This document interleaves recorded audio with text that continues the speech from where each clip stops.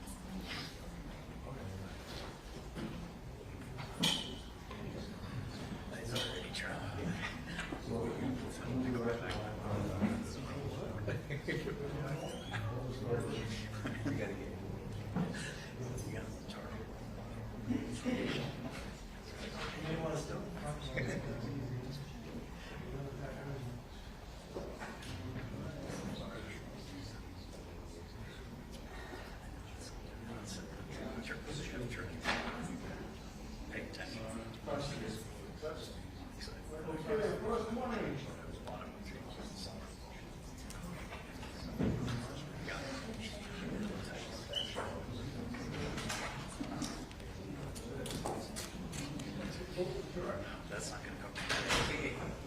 I can give one of these.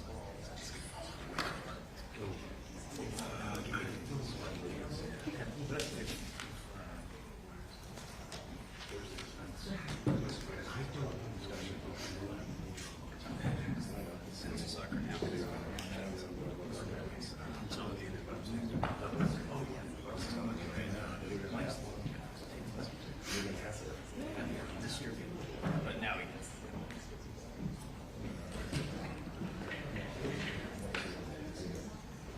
Which game?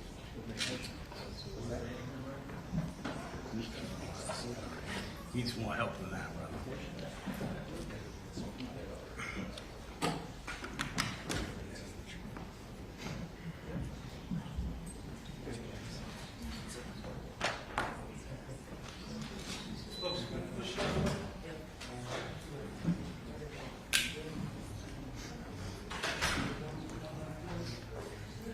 That's capacity.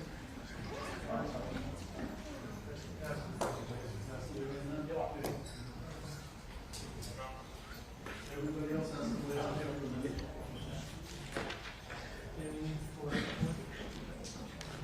Turn it off. Not away. Ladies and gentlemen, once again, all cell phones will be turned off, not silent, off, and stored away. Thank you. All laptops turned off.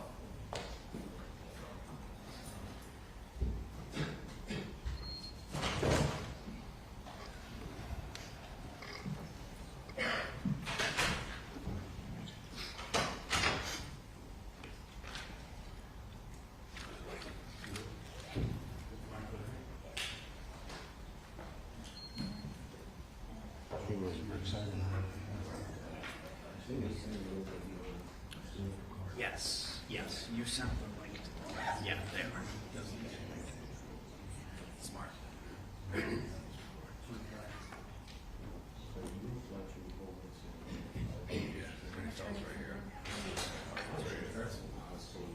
Well, we got documented after they're on the plane. Yeah.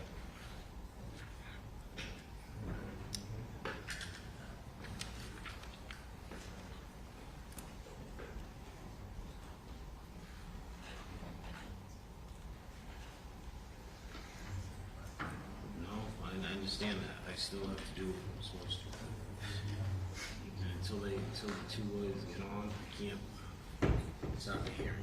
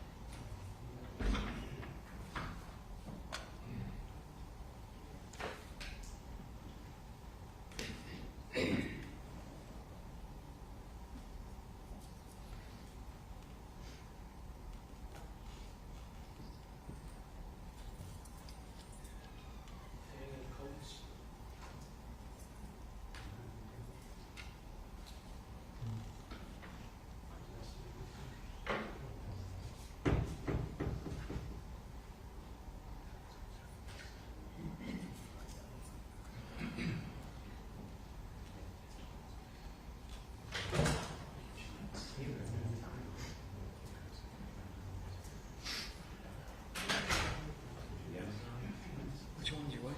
Oh, John, if you're gonna play with the computer, do something useful. No, two of them are here.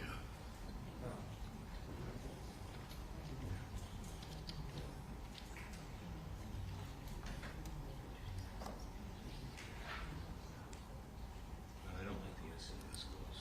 I'm not gonna lie.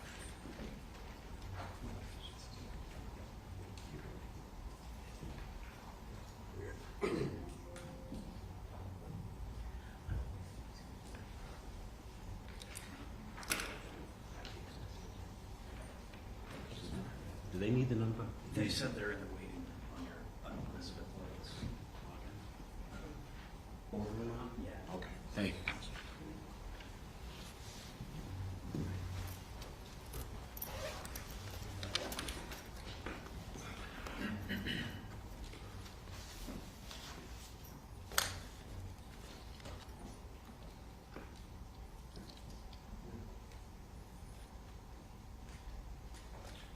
Counsel.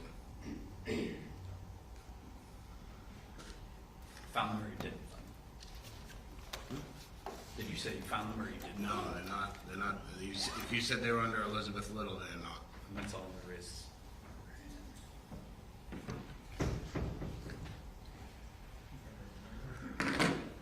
So,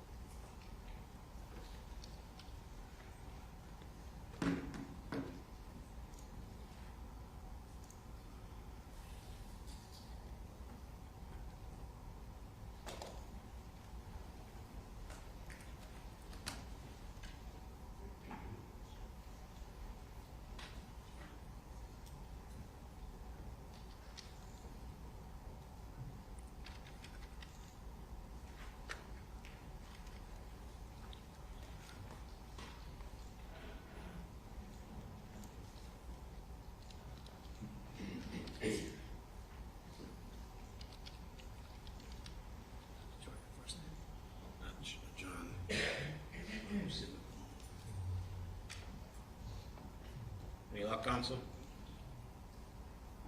Hold on one second, I'm sending to them. Is it the 8861 meeting ID? Yes, sir. Okay.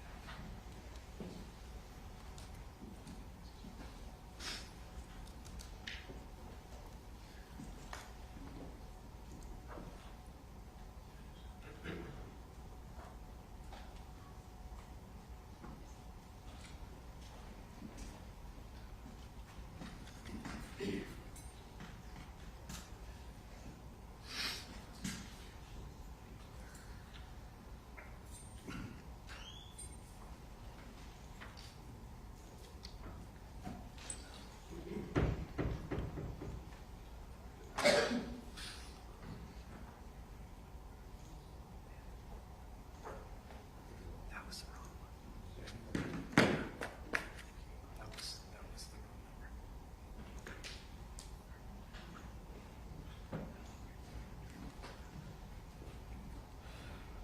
I think they're in the wrong room. They should be popping up any second. All right, thanks, counsel. Got it. Thank you. Yep.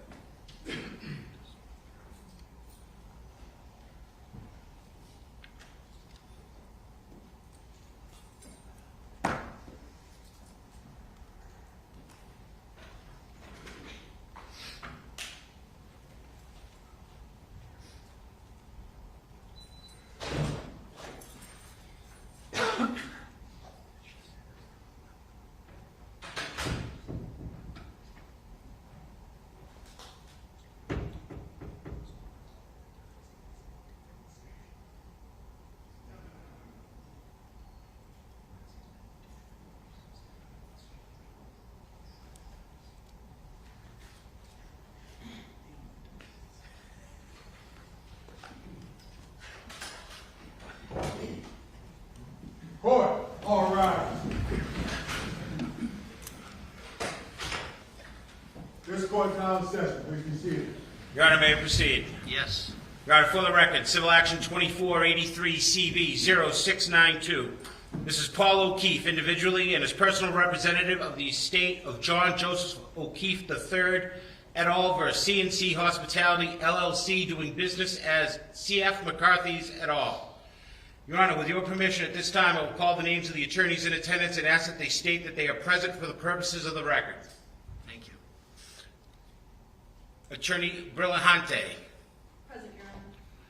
Attorney Horwitz. Present. Attorney Fell. Present. Attorney Buck. Present.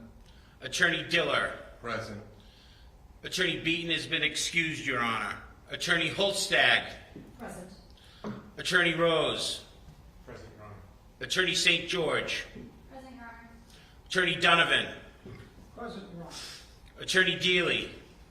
Present, Your Honor. Attorney McCaffrey. Present, Your Honor. Attorney Hassett. Present, Your Honor. Attorney Maravellis. Present, Your Honor. Attorney Shipley has been excused. Attorney Tang. Present, Your Honor. Attorney Bell. Present. Your Honor, Attorneys Little and Mason are appearing via Zoom. Attorney Jackson's getting some free publicity as well. Attorney Jackson. Present. Attorney Seligson. Present. And Attorney Rosenberg. Present, Your Honor. You can sit down. Thank you. So thank you, counsel, for being here.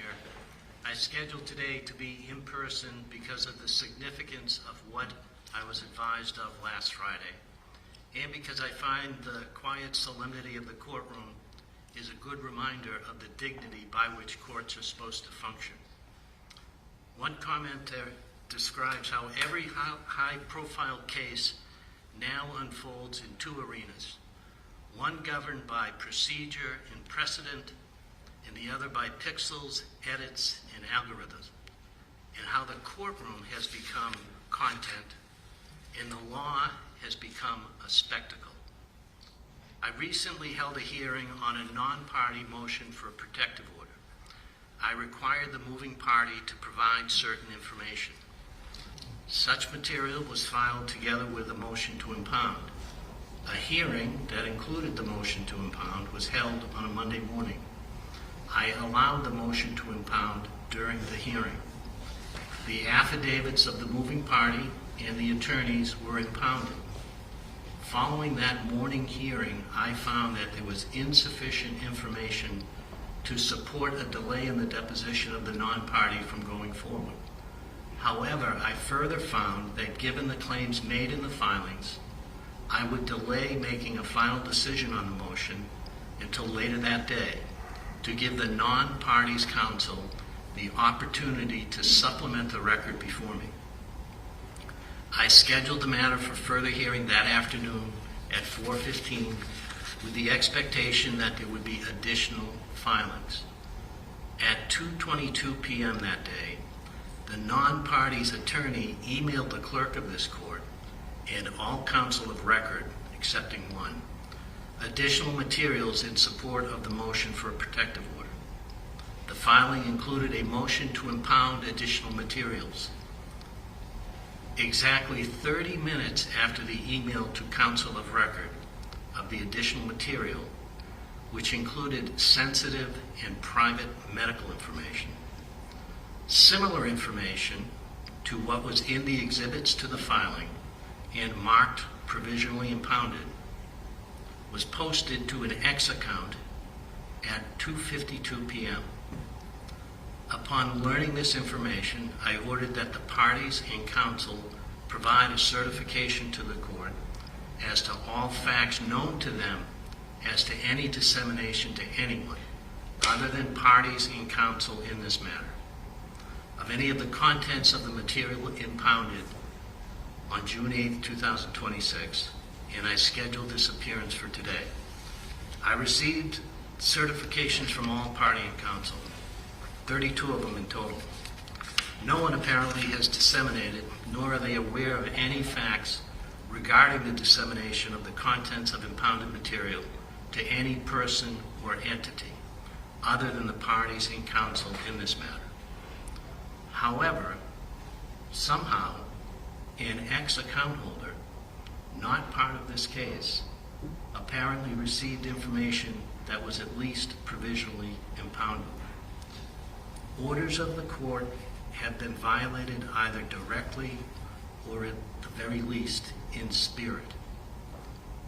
If these orders are to have any effect, all parties involved must operate with integrity. Rule 13C of the Uniform Rules of Impoundment Procedure imposes a duty on all persons to protect the confidentiality of impounded material. Additionally, Rule 3.6 of the Rules of Professional Conduct prohibits lawyers from making extrajudicial statements that they know or reasonably should know will be disseminated by means of public communication and will have a substantial likelihood of materially prejudicing an adjudicative proceeding. In cases like this, where all parties involved are aware of the public attention, I expect that everyone is taking every precaution to preserve confidential information, to follow the rules of the court, and to adhere to my orders. Because of the disclosure of sensitive private information, I temporarily stayed further discovery of the non-party. If necessary, I am fully prepared to make such order permanent as permitted by Rules 26 and 30. To any issue counsel may raise as to the management of discovery issues being within my discretion, I invite you to look at the following cases. In the 2003 case of Buster v. George W. Moore, Inc., 438 Mass. 635, the SJC stated at page 653, in general, discovery matters are committed to the sound discretion of the trial judge.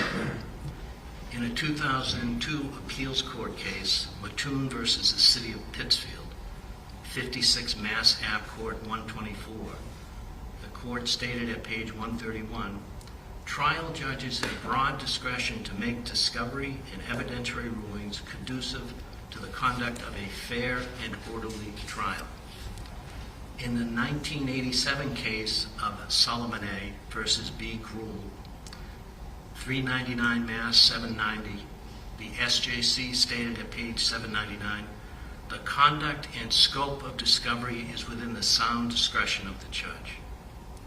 In Cronin versus Strayer, 392 Mass. 525, a 1984 case, the SJC stated at pages 535 to 536, we remind judges that the scope and timing of discovery is within their discretion, and the prevention of discovery abuse is sufficient justification for the authorization of protective orders.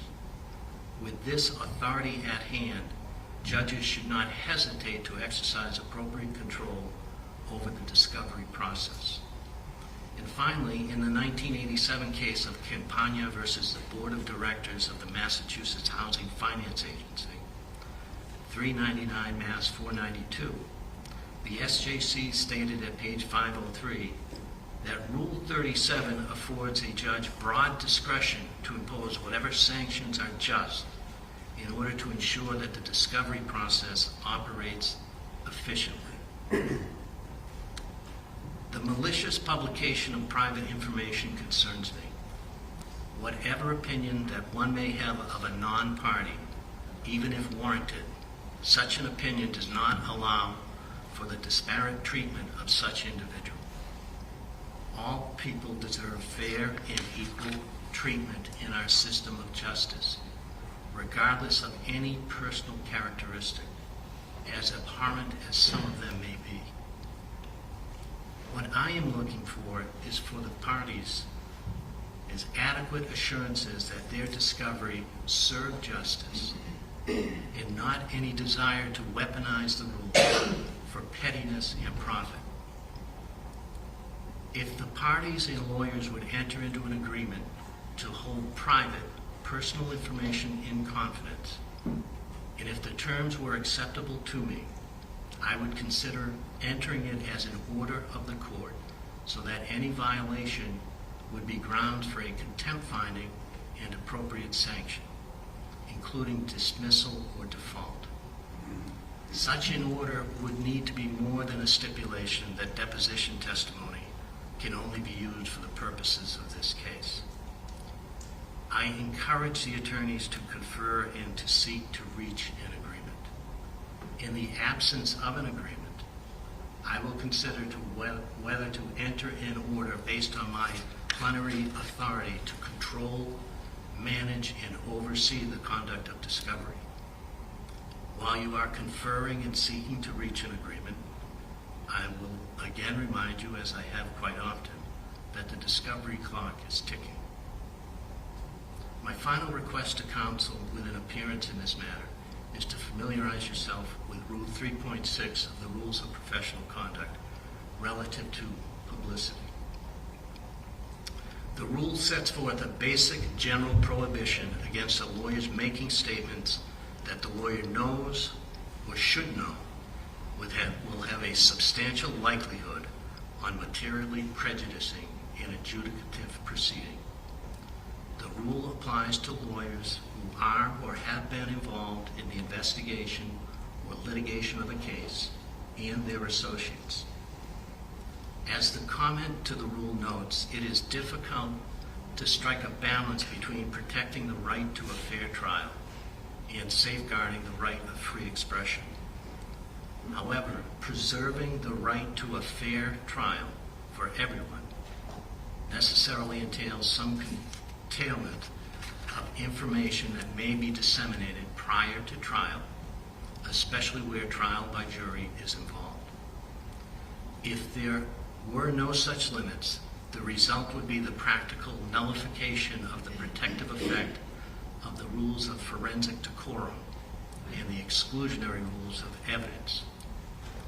The rule takes into consideration that the public has a legitimate interest in the conduct of judicial proceedings, particularly in matters of general public concern.